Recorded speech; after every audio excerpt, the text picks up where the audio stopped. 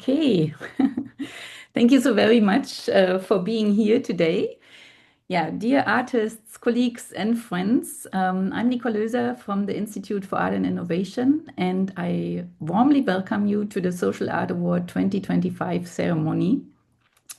The Institute for Art and Innovation is an NGO and think and do tank based in Berlin, and we initiated the Social Art Award back in 2017 to ignite and support social art practices that address the pressing challenges of our time through creativity, courage, and care.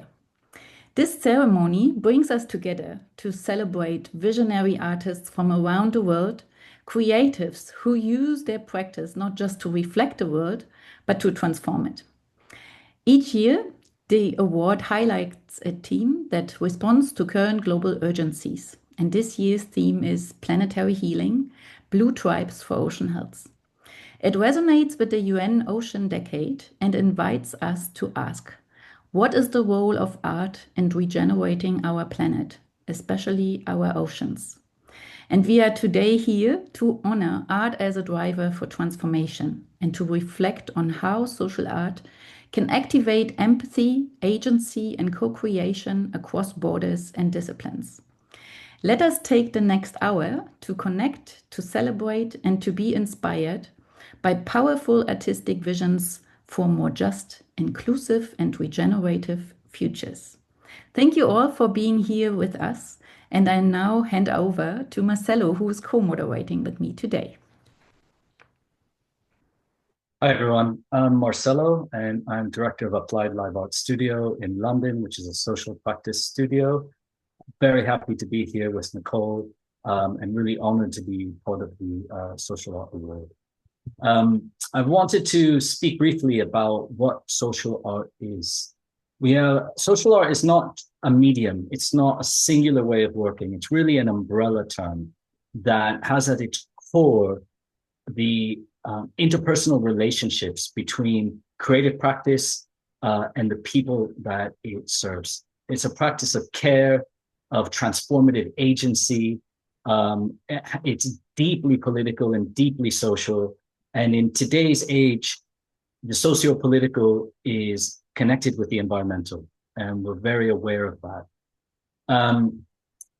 At the core of social art is a practice of care. How do we care for people? How do we care for places? How do we care for the environment around us?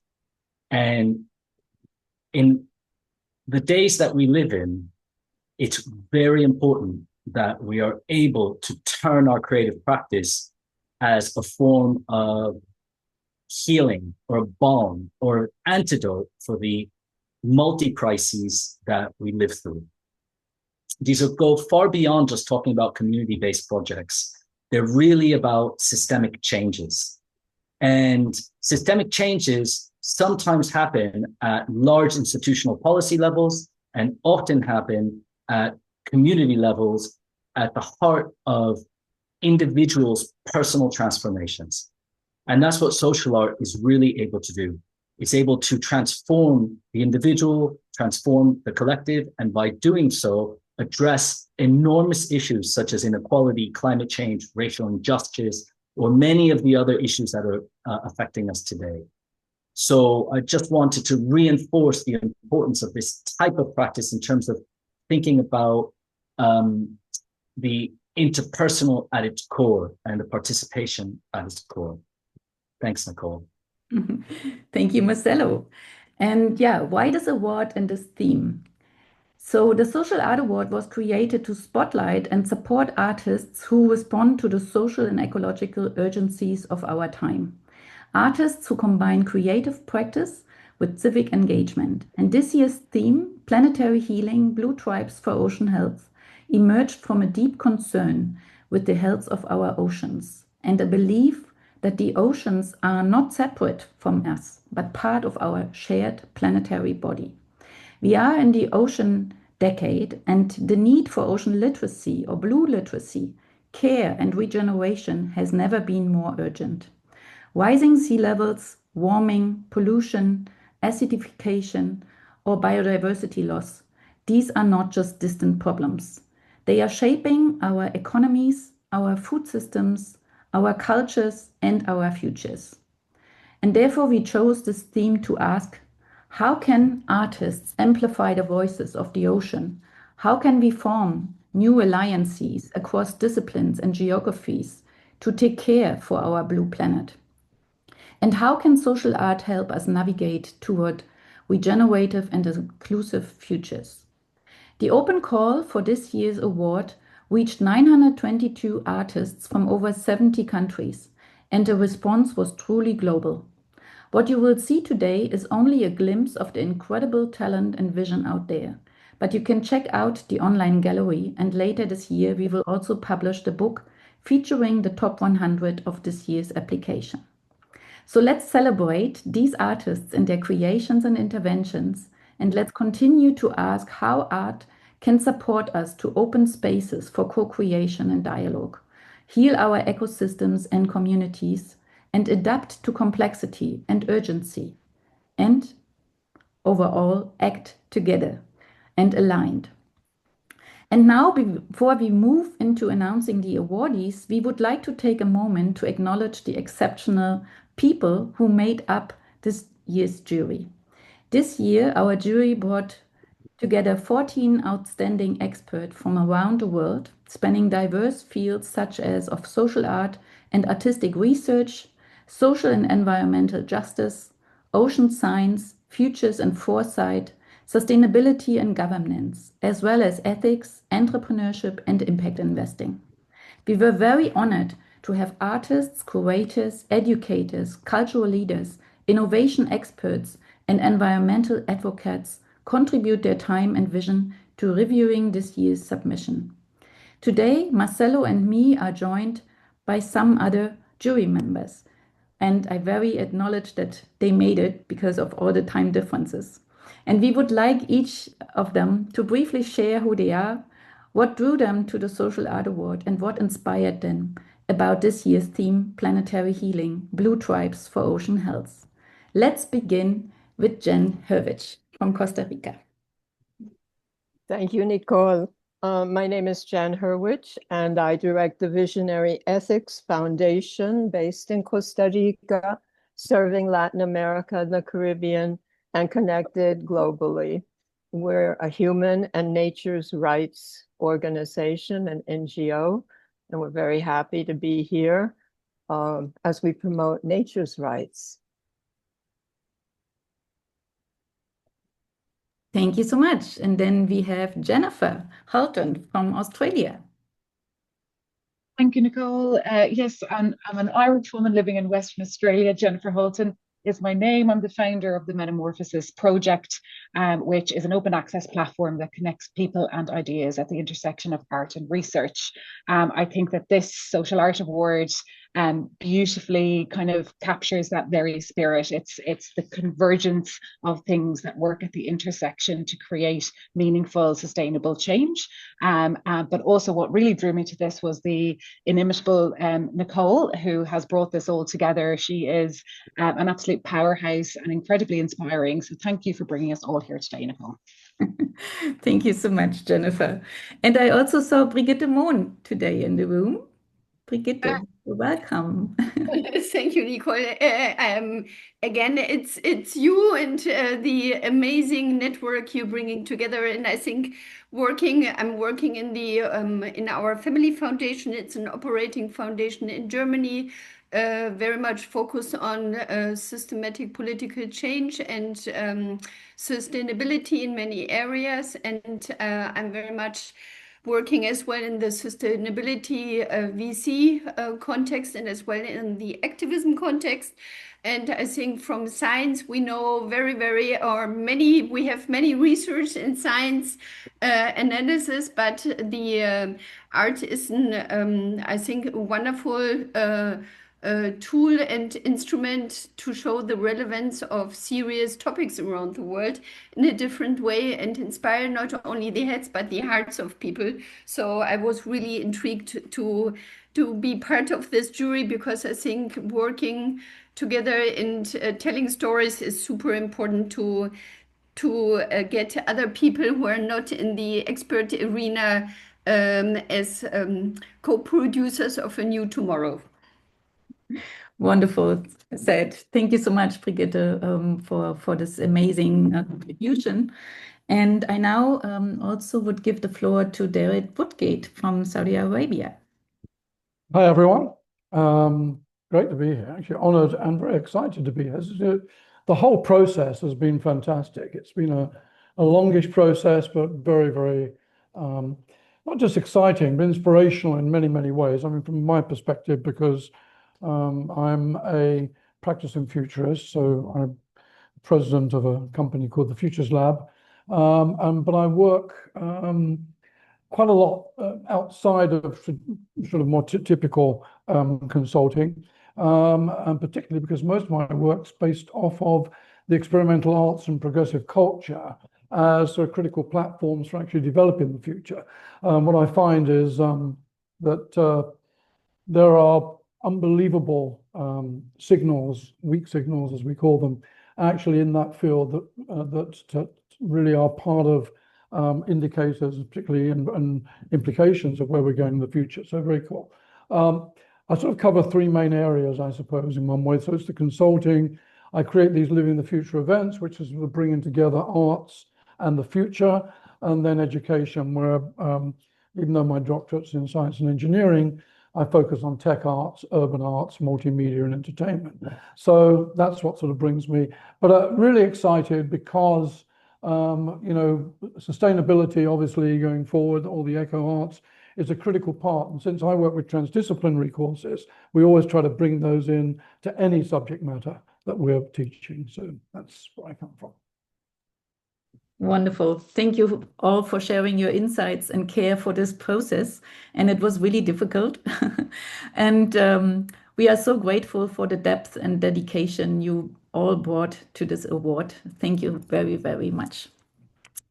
And now we come to a special moment in our program, our honorary mentions, because we had many jury sessions to finally come to a conclusion and to a consensus. And therefore, we want to give away 3 honorary mentions. And these recognitions highlight projects that the jury felt made particularly compelling contributions, whether in form, concept, or impact. Colleen, you would like to maybe switch the slides? Thank you. As you could see, we had a short list. And in the end, as I said, 3 honorary mentions. And these, and then as well, we had from the public voting 2 wildcard winners. Yeah, exactly. And they received almost 3,000 votes from their, from many people from around the world. So, and the honorary mentions, they are not among the top 3 awardees, but they stood also out as bold, resonant, and timely. And we want to shine today a light on their excellence. We would like to take a moment to recognize the projects that deeply impressed the jury and deserve a special mention for their unique contributions. Even all applications would need to receive a mention, right? So, but these projects will be featured, of course, also in the upcoming publication, and there you can then flip through the book later this year of the top 100. So, but first I would give the mic to Marcelo. Hi, thanks. So I'd love to offer the first honorary mention, and that goes to, I believe that word, Benjamin Bahayani. And this is Echo Makala, a wonderful piece of work that is not just a gorgeous painting depicting some of the issues that happen with over land management and extraction, but is also connected to a larger community gallery in which not only this work, but other work is exhibited and conversations take place. And one of the really wonderful things about this piece is its wider connection to the community through this type of cultural programming. We found this to be a really fantastic piece of work and worthy of an honorable mention, and are really seeing the totality of the piece, its relationship to that community gallery plus the painting. Wonderful. Thank you so much. And also congratulations from my side. The second honorary mention is awarded to Julie Light for the Museum of Lost Potential, a thought-provoking and beautifully executed speculative projects. Julie's poetic project questions speculative futures and the ethics of biomedical science. And as well, what we found very intriguing was that her work invites us to reflect on what we may be losing and what kind of futures we are shaping through a philosophical lens. So congratulations to Julie Light.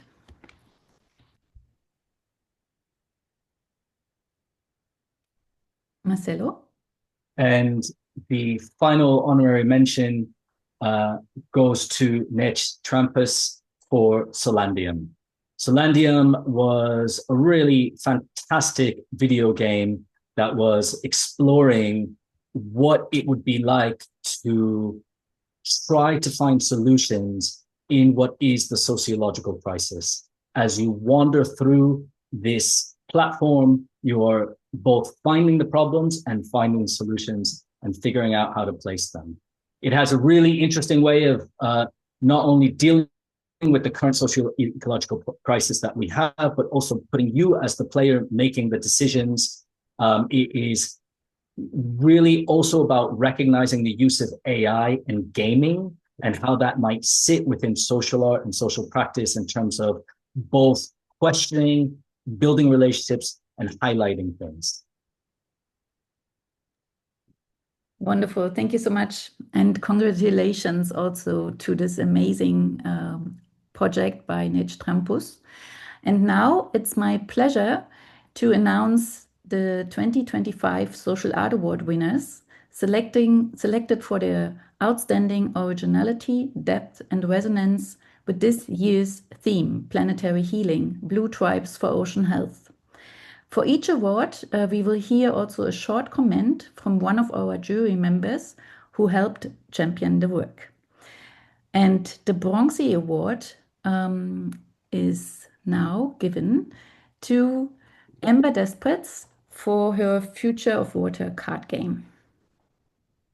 And I invite Derek Woodgate to say some words about this work and how the jury came up. Well, the first thing I'm going to say is congratulations to Amber. Well done, Amber. Excellent. A very interesting piece of work because it was very different, and I'm very happy that it was included in art since it sort of expanded the whole concept. 112 cards, and they covered everything, all of STEEP, so all the scientific development, socio-political shifts, speculative events, and so on. And what was actually interesting from my perspective is that they had a really fantastic breadth of subtopics, and they really were, sort of designed to really challenge players to move beyond sort of general problem solving.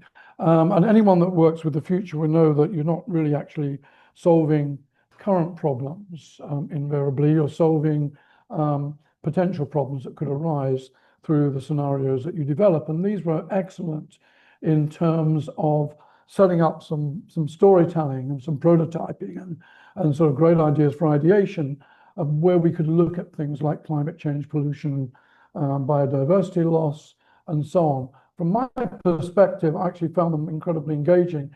I like the fact that they were sort of emphasized the human part of this. It weren't just a sort of an online game of that nature, but I'm used to sort of using cards, so I know it really inspires and engages and emboldens that sort of encounter and presence when you do it using cards. So really well done. Makes me want to play at least once, if not multiple times, just to see how I can spread this across the world. It's fantastic. Well done, Amber. Excellent. Wonderful. Thank you so much for your acknowledgement. And Amber, I see you are in the room, so maybe you want to say some words. Yes, I'm here. Thank you very much for the third place. I'm feeling very honored. And thank you, Derek, for those lovely words as well on the card game. I mean, you're obviously an expert in the field, so your acknowledgement and the whole team's acknowledgement means a lot to me. So yeah, I'm a bit speechless at the moment, a bit ironic for someone who created a card game. But yeah, just thank you very much. Wonderful. Thank you for your work, Amber. Really inspiring. Yeah, well done. Thank you. So I now also would like to congratulate our Silver Award winner. And this is the work World Amplifier by Michael Vincent Manalo. And I would like to invite Jennifer Hauser to say a few words. And yeah, first of all, congratulations, Michael Vincent Manalo. So that huge congratulations to Michael. This was absolutely an outstanding work, one of my favorites. And it really, I would say, was a total experience for me. It engaged all of my senses. And in actual fact, it just kept reminding me of Johann von Goethe's quote, which is that architecture is frozen music. And I just think that the World Amplifier really, really embodies that in the totality of its materiality, its soundscape, and its poetry that is embedded in the very, very heart and essence of this work. I think that World Amplifier is a deep and organic connection to place, but yet also simultaneously voices the universal story of coastal ecologies, marine fragility, and the ethereal, almost divine connection between art and nature. And Michael uses a phrase, he says that the work is anchored in the symbolism of life beneath the surface. And I think this phrase is so important because it not only describes the artwork itself, but also connects it to the theme of this year's Social Art Award, which is Blue Tribes for Ocean Health. And I don't believe that we can truly manifest solutions for ocean health without due attention to and deep listening to life beneath the surface. That life which sustains us as humans, but which we also overlook by virtue of its invisibility. And I think through World Amplifier, Michael makes the invisible visible through a multisensorial, dreamlike, and truly transformative experience. And then finally, I'd love to say what I feel like this work embodies is the notion of soft activism, which also for me is what social art really represents. And I think soft, the word soft can be often overlooked as a pejorative term. But for me, I actually think that in today's chaotic and very crowded and noisy world that we live in, soft is not a negative concept. In actual fact, I think it's revolutionary. And I think that the way Michael invites people in just to give that moment of deep listening, deep being, there's almost a Taoist connection to place and the sensorial in this work. And I just think that it's the perfect antidote to the deep crises that we face and which social art is trying to actively create solutions for. So huge congratulations to Michael. I just loved this work so much. Wonderful. Thank you for your amazing words and acknowledgement of this really special work that we could see. And now I want to congratulate also our first prize. The Gold Award goes to Anush Sophie Werner and her group for Aquatopia. And I want to invite Jen Hurwitz to also reflect a bit on the jury's work and yeah, why it's our first prize winner. Well, I do believe that we engage in social art for social transformation, actually for political, economic, and technological transformation as well. Let's face it, humanity, we haven't been doing well in protecting our planet, in ending war, and avoiding conflict, or in finding simple, innovative ways to live together with greater equity, equality, and love and care. So how can art and innovation help us end our existential poverty, our poverty of soul, creating better pathways to living together in harmony? Bringing about social transformation involves stirring the spirit, changing attitudes, and resulting behavior. And this is why we chose Awatopia to be the golden winner from among the many, many, many beautiful and moving, brilliant contributions from artists and innovative thinkers worldwide. One of the main reasons we selected Awatopia is that participatory popular theater speaks cross-culturally, and we felt that although it is a known medium, it is one that appeals to all ages and ethnicities.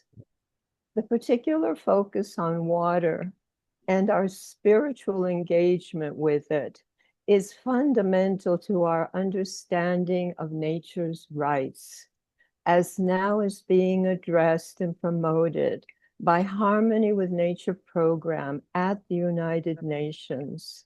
So bravo, Awatopia on tour, to Anush and your team for your integrative storytelling and immersive ecosystem thinking. And bravo to Nicole and the IFAI group for leading us into new and much needed creative territories. And bravo also to my colleagues around the world, judges on the panel who served with dedication, dialogued with respect, and provided closure with harmony, care, and love. Thank you. Thank you so much, Jen, for the beautiful words. And I can see that Anush and also Fabian and yeah, all are here. All are here. So maybe you also like to say some words. Feel invited. Yes, thank you so much. We are very happy. And I also want to name all the Aquatopia team members who are here right now. It's Fabian Ritter. He also published a book. He's a whale scientist, so he's writing about the perspective of whales. So if you're interested in, it's a book which just came out, and I really can recommend it. So he's a part of our team. Then it's her partner Felicitas. Then it's Katrin Mendler. She's our body paint artist. Then the costumes are made from Elfane Circus and the pictures. And we also just finished a movie. I will share the link, made by Daniel Falk, who's also here. He's our visual artist. So basically, this is really like a collective we project. And our creative we project. So and right now we are about to write a political theater act, and we want to and we cooperate with the Rights to Nature movement to really bring this very important topic of rights to nature, connect with the art, and connect with the people. And if you are in Germany, on Friday we will be in Potsdam, and in 2 weeks we will be in the Millentor Gallery in Hamburg, and also get connected with the people by with the Aquatopia. And I will share the link now to the video. You can share it as often as you want, made by Daniel Falk. And if any of the other members want to say something and there's some time, I'm happy. Thank you so much for this honoring. We are very, very happy about it. Thank you, Anush, Fabian, and Feli. Hey. Hey, hello, everybody. Well, I'm just overwhelmed and kind of speechless. As Anush just said, I'm a marine biologist, so in general, I'm on the scientific side of things. But this project really brings together the many realms that are needed, and especially the synergies that can be created by connecting different arenas like science and arts. And it is still a great pleasure to be part of this team. It's truly a team effort. And all of the people also behind the scenes are needed and essential for the project. And we are really, really honored to receive this award, quite surprisingly so. And we will definitely also keep on going to the streets, performing and interacting with as many people as possible, so as to change things to the better for the oceans and all the beings that live therein. Thank you so much. Thank you. Thank you so much. And congratulations again to all the 3 winners, all the honorary mention holders, and of course, all the participants. But I saw that also Iphigenia from our jury and also Maggie have joined. So maybe you also want to share some thoughts.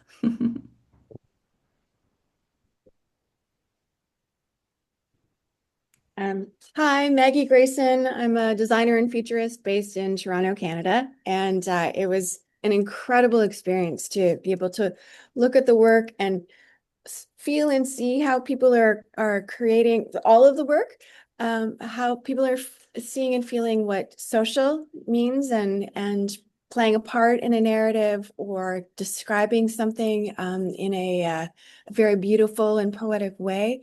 To see art expressed in so many different ways.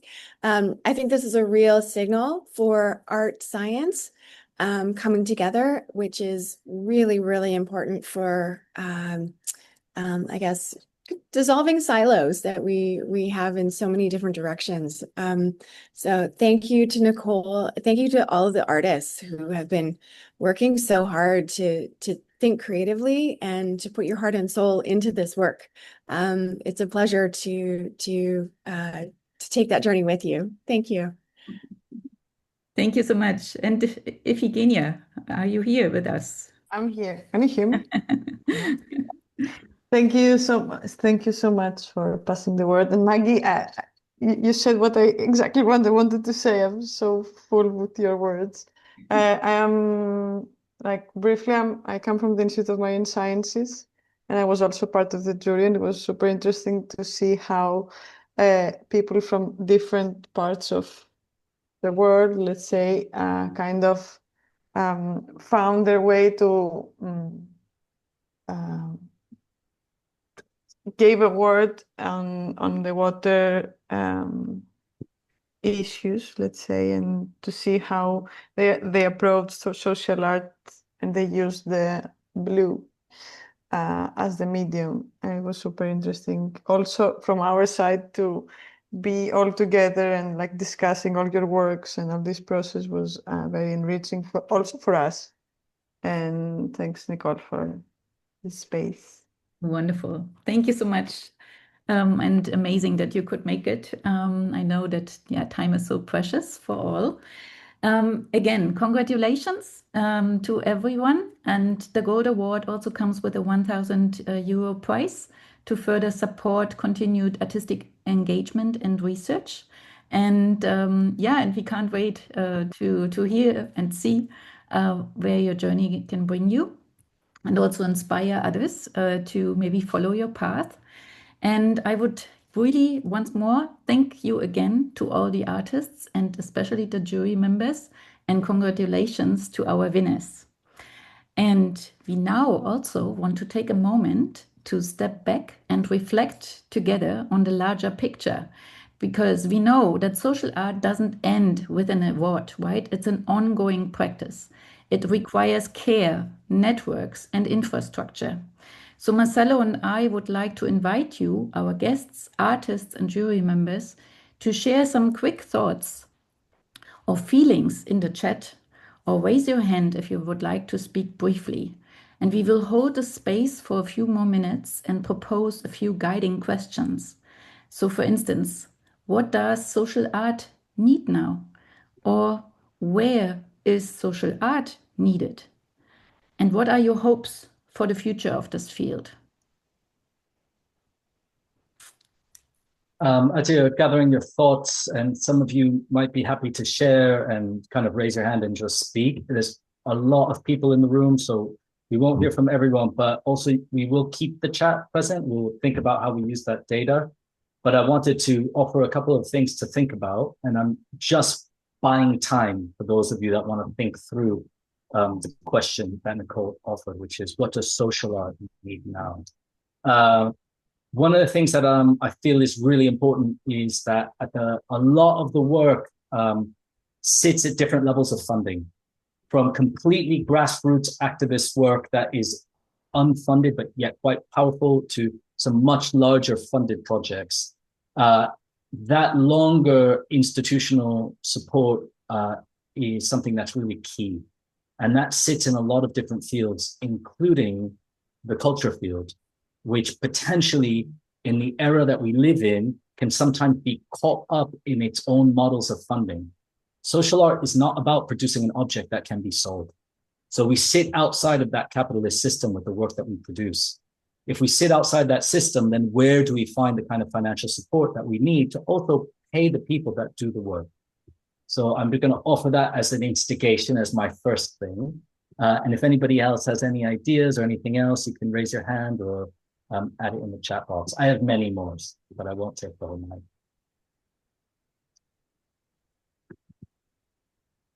Anybody want to raise their hand or add anything else?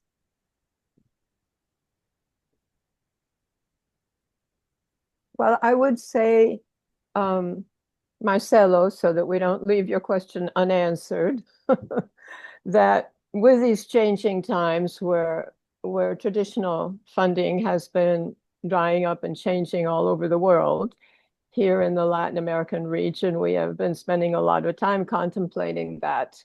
And one of the things that our foundation is promoting is that we try to do more with less, and that we don't charge as much for our time. We operate our foundation with 50 volunteers. We're all volunteers. And that we just, since they have the power and the money, we need to have more creativity and innovation.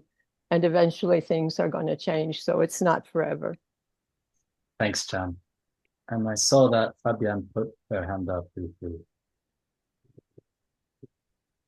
Yeah, thank you. I just want to, this is probably not answering the questions you were putting to the center, but I want to share some thoughts. As a scientist, I'm used to be at scientific symposia, conferences, and all kinds of events. And the hovering question that crystallized, especially during the past few years, is how do we as humans get from knowing what to do to actually acting, which is bridging the gap between the fact that we already know how bad the situation is, we know all the solutions, we pretty much exactly know what to do to solve those problems, at least from the scientific point and also practical and also political point of view, but we're not there. We're not changing our behavior. Usually, many of us don't do it on a personal basis. Surely, we're not there on a societal basis, and of course, scientists are wondering why the rational dealing rationally and only rationally with all these issues doesn't help to get us into action, because it's just rational, and art in that sense can bridge the gap, which is the gap between our mind and our hearts, because art usually is a much better tool or instrument to reach people's hearts. And that's why I believe that social art especially, and art in general, is so important in these times. And probably scientists will need some more time to get this. Artists usually are still there, but of course it's all a question to each of us as a community, as nations, as groups, as we's, to go there and to look closely, and that's also why I'm really happy, because I'm a scientist. I stem from an artist family, to be able to kind of unite this with just the award we just won. I have to repeat myself that we feel so honored, but I think it is a good expression of how science and art can live together and need to live together to make a better future. Thank you. Thanks, Fabian. I was going to ask another question, which was, what's our hope for the future through social art? What do we hope for the practice itself? What do we think the practice can bring in terms of future change? What do you think this type of practice can do in the world? Do you have any thoughts about that? Put it in the text box. If you want to speak publicly, raise your hand. It's really lovely to hear from new people. I'm going to offer one of the things I've been thinking about while you gather your thoughts. And it's about how social art can make structural change through policy integration. Because I don't think that social art actually sits comfortably within the cultural sector. I'm not sure that it needs to sit in galleries and museums. I think social art should sit in government. I would like to see social arts and artists working within policy change at a governmental level. It happens already at an activist level. We see incredible work in the field, both in conflict zones, in zones around with work around racial justice, around all sorts of structural violence that social art is directly doing field work in. I want to see that field work brought into the spaces of power, spaces of government, spaces where people that have the money and the education make policy initiatives that then affect everybody without asking them. And I think social art could be the vehicle with which to help individuals and communities understand how to have a voice within that policy change. That's one of the things I would love to see. Wonderful. I'm going to hand that over to Anush, who has her hand up. Yes. And then Derek. Yes, yeah, I share your opinion, and I think social art is a very great tool to reach also people outside the bubble. So like when we are in a museum or we have a like art gallery, people who are already interested in the topics, they go there. And when we are in public spaces and we create social art spaces or invite people to participate, we can get in touch with people who are maybe they don't know about these topics, or they're not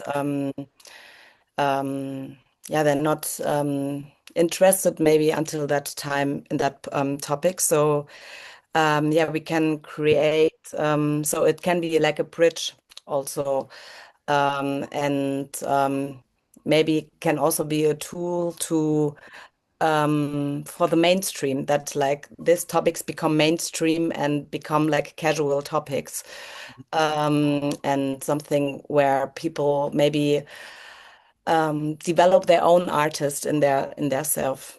Yes, and also I think the social art, as you already said, is something can be also a bridge with political topics, and also for schools, like education can be a part of casual learning, for example, or casual artistic learning, because with the art we can name topics which are maybe sensible or sensitive topics, and also by art we can irritate, and this can also open new spaces, conscious spaces, where people maybe start to ask new questions and yeah, find new answers. Thank you. I hand over to Derek and then to Twinkle. Marcelo, I agree with you. I agree with both of you, actually, and in principle. I think the real question I would like to ask is on the boundaries of social art, because I think when we had the conversations as a jury, we were trying to spend a lot of time actually trying to really understand whether something fitted in or didn't fit it in, and how much, to what degree it actually extended the process, and what would happen with that subsequently, and from a participative perspective and all these. But actually, I was talking to Nicole earlier about this, about the question of why more transdisciplinary sciences are not brought to play within social art, and from the perspective, and why there's sort of this, these boundaries are saying, well, bioart's not part of that, genetic art's not part of that.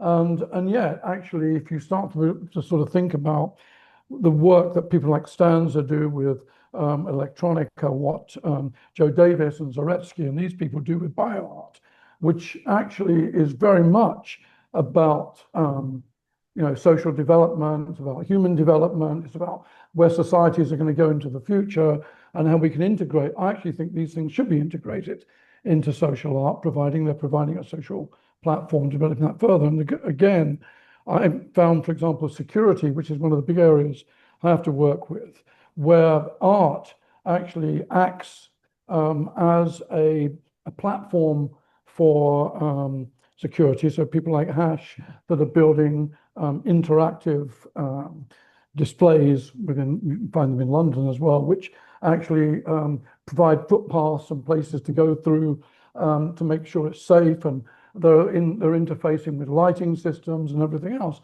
I find that actually should fit within that, because that's a completely different dynamic to what we generally talk about social art. But I think it actually is very much part of extending and expanding the whole principle to make sure that things like belongingness, livability, and these types of things are part of that same discussion. Wonderful, thank you. Twinkle.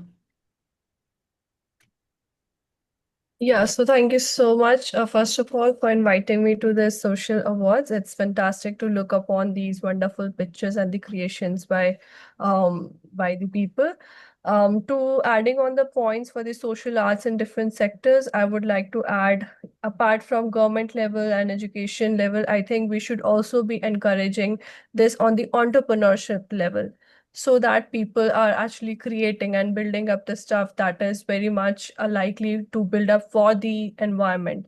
And and people are using it with pride. We are using it, so see, we have something done that is not actually harming the nature. So these kind of businesses, these kind of entrepreneur thing should be encouraged more, should be empowered more. We should be setting up these kind of networks or connections, and we should be also using the help of AI technology that is boosting up nowadays a lot.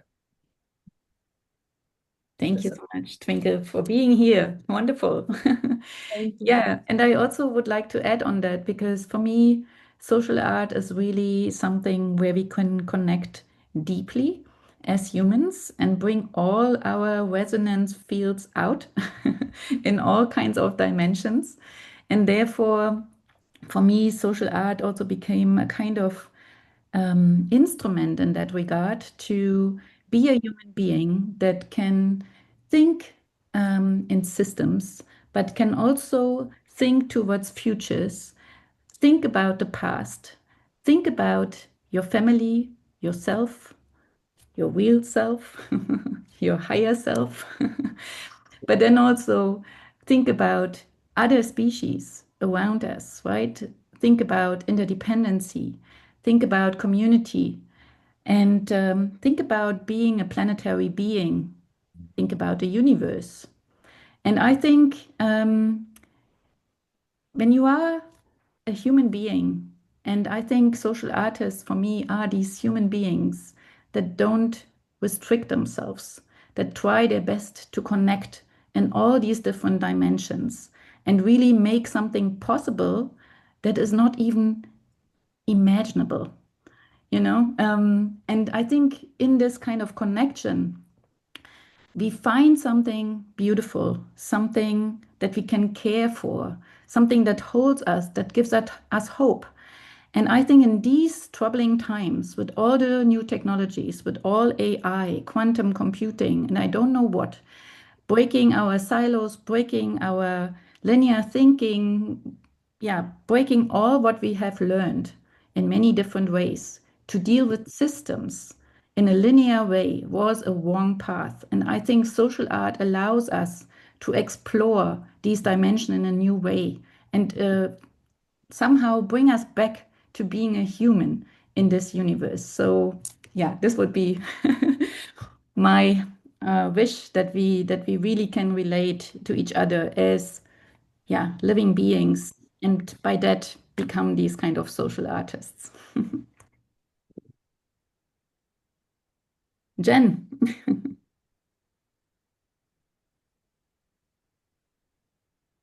Well said, dear Nicole. And I agree with what everybody has said. And I just wanted to add to this incredible collage of heartfelt ideas and projections into how we can become a better humanity.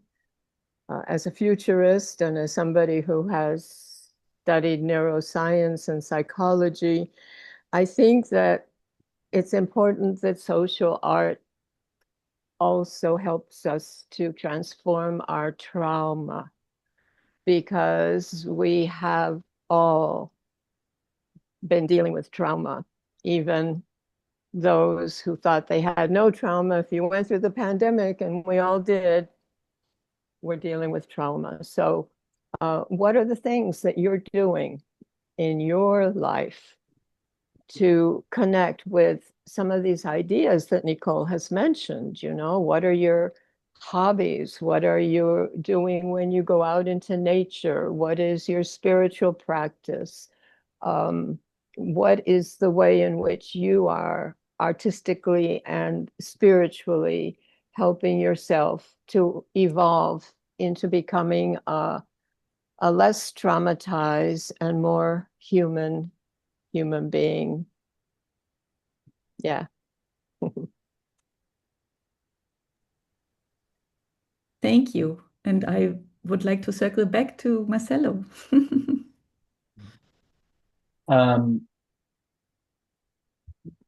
One of the things that we'll think about and discuss really is how we maintain the momentum of all of the energy to get to this point, not only of this award, but of bringing all these people together. There's 52 people on this call from all over the world. And Nicole and I have led a series of meetups through Social Art International, which was all done on a voluntary basis. So it's really an invitation to think about, what do we need to stay linked together? How do we continue the conversation going? We're happy to do another series of meetups through Social Art International, which would be wonderful. But it's really to think about what is it that's needed to keep us connected? What are the best ways that we can all offer something into like a future global partnership? Where do we have capacity to do these things? How do you measure capacity to see how full or depleted your battery is? And I have some ideas about that, but it would be good to just plant that seed with the group as an invitation. Really, this Social Art Award and being able to offer an award like this, it's not the culmination or the end of a process. It's the beginning. It's the beginning of future thinking and of understanding where it goes, and of really thinking about social art as a practice that moves beyond the individual creative practitioner who might call themselves an artist into those types of collaborations that go way beyond the singular author name of the artist. Because I think those of us who are really invested in and whose life is social art and social practice, we don't need our name on the wall. We don't want that. That's why we went in this direction, because we are reacting against that cult of personality that is a product of late capitalism, that's obsessed with the product, where the individual becomes a product. We're not interested in that. We're interested in collective healing. We're not interested in the political body, but in the body politic.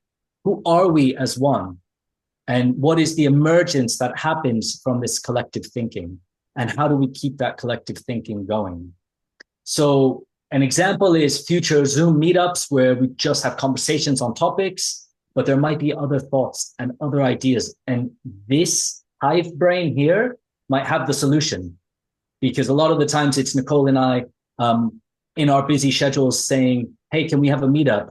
Do we have capacity to do it? And we have in the past, and sometimes we haven't. And we just do it for love because we are unfunded when we pull that together. But there are probably some great ideas here on how we can continue doing that. So I wanted to offer that as an idea for kind of how we stay connected. There's lots coming from the Institute of Art and Innovation. So I'm going to pass that over to Nicole to talk about what's next. Yeah, thank you so much. And as Marcelo was saying, so you are very invited, very much invited to whatever comes either your way, our way, so that we keep each other in the loop and continue the conversation. I have the pleasure that I will meet with Anush, Fabian, and Feli on Friday here in a city close to Berlin. And of course, you will then also get a certificate officially. But I really appreciate, as Marcelo was saying, the collective mind and the collective intelligence, because I think we need these spaces also for each other, right? So we create spaces, but on the other hand, sometimes we also need these spaces to ensure ourselves, that we are not alone. And in that regard, yeah, I would like to invite you to our next Blue Futures Symposium. So there we explore a bit the realms for the different bridges that we see.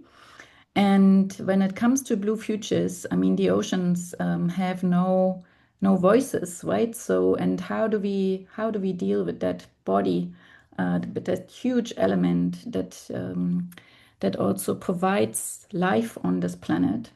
How do we take care, right? It's so huge. I mean, and this Blue Future Symposium will bring together people from art, science, technology, innovation, policy making, and we all will look into positive blue futures. So you are more than invited.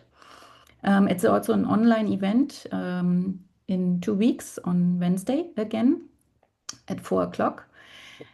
It starts so in Central European time. So today was 5:30, and Wednesday then at 4.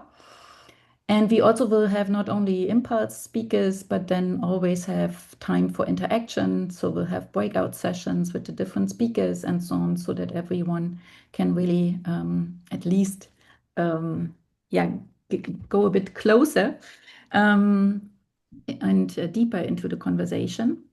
And then, of course, we will also publish the Top 100 Social Art Award book, where we feature all the amazing artworks that were selected. And currently it's in the making. So we decided on a design and it will coming up in September.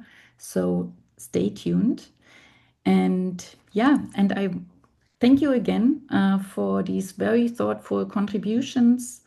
And to me, they remind us that social art is not only about creating, even that's beautiful, right? But it's also about connecting and about forming communities that are courageous, visionary, and collaborative. So thank you so much for being here tonight with us. Thank you, everyone. Have a great rest of your day or evening. Thank you, Nicole. Thank you, Marcelo. Thank you. Thanks, everyone. It was great. Whole experience. Thank you. Thank you. Thank you. You. you. Beautiful experience. Thank you. Thank you. Maggie, I'll speak to you soon. Okay, great. There. Thank you. Bye-bye. Thank you. Bye. Bye. Bye.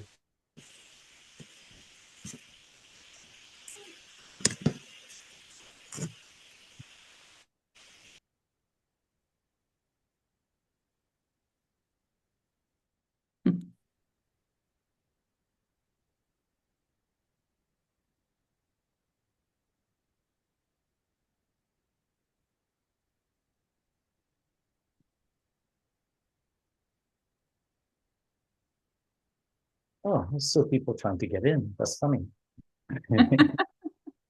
Yeah, as I told you, the whole day there were some people trying to join. But the time differences, yeah, I mean, that's still an issue everywhere. Yeah. I'm just going to, because sometimes people logged in, but they might not be near the computer or phone. So I'll just remove the last few ones so we can debrief. Yes, debrief and then also prepare for the Blue Future Symposium. Wonderful. Thank you so much, Marcelo. It was a huge pleasure. Yeah, it was great. Yeah, it was fantastic. Thank you. Just gonna remove the last few ones if it's okay before we continue. Did you stop recording?